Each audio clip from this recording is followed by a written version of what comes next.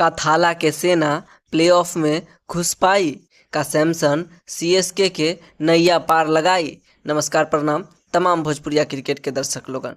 दिल्ली के मैदान में छक्का और चौका के आंधी आयल रहे।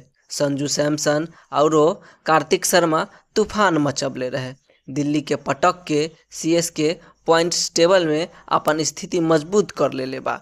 ई लय बरकरार रही तो प्लेऑफ पक्के बा। संजू और कार्तिक दिल्ली के कोनो गेंदबाजन के न छोड़ले।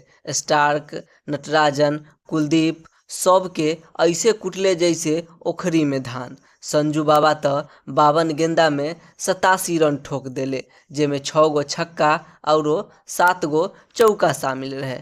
कार्तिक भी 41 रन के शानदार पारी खेललस। लेकिन असली सवाल ई बा कि का सीएसके ई जीत के बाद प्लेऑफ में जा पाई? तो भैया गणित ध्यान से समझी। सीएसके अब 10 मैच में 5 जीत के साथ 10 पॉइंट्स पर आ गईल बा और रन रेट 0.151 भी ठीक बा। लेकिन टॉप 5 टीम पंजाब, बेंगलुरु, हैदराबाद, राजस्थान आ गुजरात अभी भी 12 और 13 पॉइंट्स लेके बैठल बा। अब सीएसके के बचल 4 मैच में से कम 3 गो मैच एकदम धूम धड़ाका से जीते के पड़ी। और अगर संजू और कार्तिक ऐसने कूटत रहलन और नेट रन रेट मेंटेन रहल तो प्लेऑफ के टिकट कंफर्म समझी। तो रउआ सबके का लगत बा? का संजू और कार्तिक के फॉर्म सीएसके के ट्रॉफी तक ले जाई? आप लोगन अपन राय